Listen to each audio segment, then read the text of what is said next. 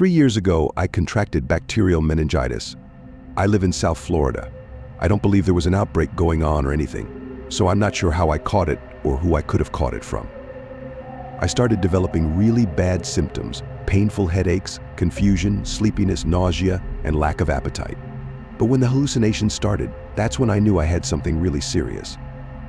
Laying sick in bed while my husband was at work, I heard a child's voice call Mom from downstairs. We don't have any kids. I dragged myself out of bed to look down the stairway to call my husband's name. Of course, he didn't answer because he was at work.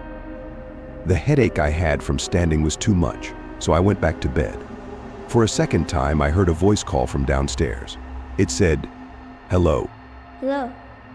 I picked up the phone and called my husband, freaking out to him into the phone that I was hearing a scary child's voice from inside the house and that I thought I was hallucinating. He heard how distressed I was over the phone, and so he left work early to bring me to the hospital. While waiting for him to get home, I changed out of my pajamas, and while doing so, I had to run to the bathroom to throw up. As I was mid-throwing up, I heard another voice from outside of the bathroom. I couldn't hear what it might have said, nor could I tell if it sounded the same as the other voice I heard. I was losing my mind. I wasn't diagnosed until I arrived at the hospital, and apparently, if untreated, what I had could be very serious, even fatal. The doctor told me the hallucinations part was rather unusual, but not unheard of. I was given antibiotics through a needle shortly after I arrived at the hospital with my husband. The doctor told me that I was fortunate to have come to the hospital so quickly. As if I had waited much longer, this could have had lasting effects or possibly have been fatal. My husband stayed with me for a few hours in the room. I was told I was going to have to stay there for a few days to a week, given the severity of my symptoms. Around 10 o'clock, my husband left to go home, as he had work the next day. The nurse told me to call her if I should have any issues. Though I still felt like absolute death, I nodded off pretty quickly. I started having this dream where my ex-husband was in the room, over my bed looking down at me talking.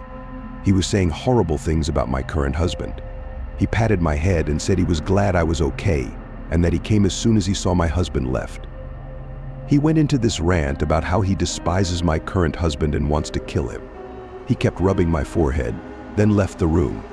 I often have bad dreams about my ex-husband because of how toxic and abusive our marriage was and why it ended, which I'd rather not include.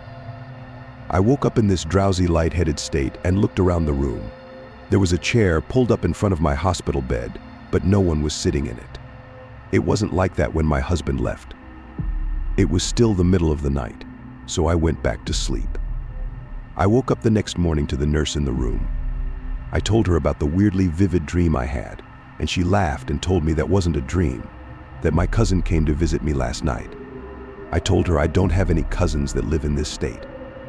She looked more serious now and said, "Well, someone who said they're your cousin David visited you late last night." David was the name of my ex-husband.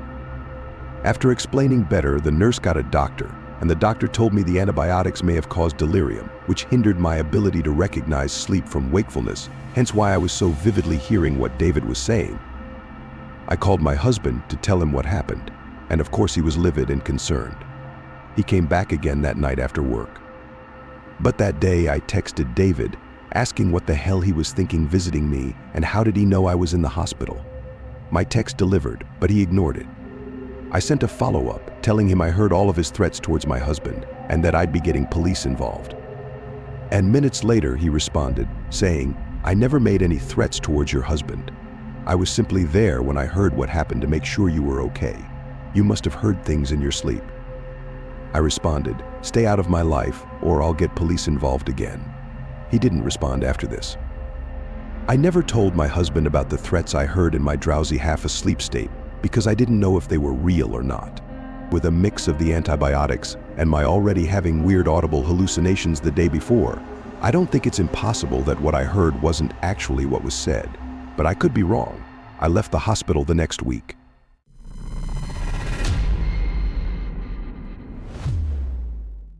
I once matched this girl that I'm still friends with on Tinder, named Francesca. She seemed cool right from the bat. She had a sleeve of tattoos on her left arm, red highlights in her hair, and she had in her profile that she loved to work out. One of her pictures was taken on the rooftop of this cool-looking building with a sick view. I asked her where it was, and she told me it was some abandoned hospital on the edge of town that's super cool to explore at night and super easy to get into. There's usually one cop patrolling the huge parking lot at night to deter trespassers, but she said it was super easy to circumvent. She came up with the idea of us going there together as our first date of sorts, if you want to use the word date. I was totally on board with it. She seemed cool, and it seemed like a cool, different kind of way to meet someone as opposed to the usual, let's get drinks. I picked her up from her house 10 minutes away. Then we drove the 20 minutes to get to the hospital. Those 20 minutes gave us a nice chance to get to know each other a bit and get comfortable with each other's personalities for a little. When we got to the hospital, she told me to park on this dead-end street hidden by a bunch of tall bushes, which was a 5-minute walk to the inside of the hospital. We hopped this little barrier separating the road from the hospital parking lot, and then we jogged across the wide open lot towards the grass, right next to the entrance she said she always used. She led us to this broken window to the basement of the hospital. It seemed kind of creepy, but I signed up for this. I was glad I wore raggy jeans like she told me to, because I knew I was going to rip them on something. We used our phone flashlights. We didn't bring any special heavy-duty lights or anything. She seemed to know this whole hospital like the back of her hand. She led us to the stairway to the upstairs. I gotta say, being alone with one other person in a place like this at night was very scary. But I had no idea how scary it was about to get. On the first floor, Francesca kept talking so loud that I almost wanted to tell her to. Shh. I was paranoid we'd be found out because of her voice. Down the corridor we were in, it sounded like a door was opening or closing. Something echoed down the corridor to us. She heard it too and went silent. I asked her in a whisper, "Is it normal for others to be here?" And she said sometimes, but not really. We turned off our flashlights and waited. Suddenly there was a bang much closer to us now. We both scrambled in the dark. I followed her, barely able to see. We made it back to the stairway and ran up the stairs with our lights back on. When we were a couple levels higher, we felt it was okay to speak at a normal volume again. Francesca told me the police never come in here, so it may have been other explorers, but the weird thing was there was no sign of another light in that corridor. Nobody normal would be walking in the dark. Then we heard sounds echoing from the exit stair shaft, where we just were. Someone was coming up the stairs. Once again, we scrambled. She led the way, saying she knew where to go. We ran for a few minutes through this maze of a building. I was truly freaking out. It seemed like we were being followed, and I wasn't sure if I would rather have it been the cops or someone else. She led us to this mini outside spot. We weren't on the highest rooftop, but I guess we were on what you'd call the rooftop of this level. We stopped to catch our breath. The whole being followed thing was killing the vibe completely. Even she seemed concerned, and I looked her as the expert with this place. After a few minutes, we relaxed a bit and went through this broken window into the ceiling of this one large room. This part was scary because she wanted to walk along these long, narrow wooden planks with a 10-foot drop below us. A fall from this height would cause injury, but I didn't want to seem like a pussy. I followed her across this sketchy long wooden board until we got to the top of this pillar, where one board stopped and another one started. We sat on this pillar to just chill and talk with our legs dangling over the edge, overlooking the darkness below. It was creepy in there, and I thought we were all alone, until there was a sound from below us. It sounded like someone walking. Our presence was already made known to whoever was in there, so we turned on our flashlights and aimed them down below. And right below us, standing at the pillar, looking up at us, there was this 40-something-year-old man in a black Carhartt beanie, wearing a black jacket and black sweatpants. He smiled at us and said in this creepy deep voice, "Come on down," as he was waving us to come down. I asked, "Are you police?" He disregarded my question as if he didn't hear me and repeated, "Come on down," with his creepy smile. Francesca and I got up scared and started walking back across the narrow piece of wood. I was even more scared of falling now than before. I had no idea what that man would do to us. As we were about halfway across, the man hurried out of the room below us through a door. He was most definitely going to try to catch us. We had to hurry. We made it across and tried to get out of there, knowing that man was dangerous. As we were running down the stairs in a shaft on the opposite side of the hospital, we heard the door a few flights above us open and slam shut, and then footsteps stomping down the steps. He somehow had followed us. We were hauling ass as if we were running for our lives. We made it back to the first floor, and we ran back to the opposite side of the hospital where we entered from. We went back to the basement and climbed through the broken window. The whole process of climbing through that window was haunting, because I went out second and I was afraid my legs would be grabbed at any moment. But I think by that point we lost the man. We ran back across the parking lot back to my car, and when we made it, the first thing we did was lock the doors and catch our breath again. That was a complete nightmare, and somehow us getting through it together created a sort of instant bond between us. We drove away from there and stopped at a Wendy's to get food and just collect our thoughts in the car. We chilled for an hour just talking, and I dropped her off. Francesca and I have stayed in contact through the years, and while we were romantically involved for a few months, we ended up just staying good friends. Neither of us ever returned to that hospital again.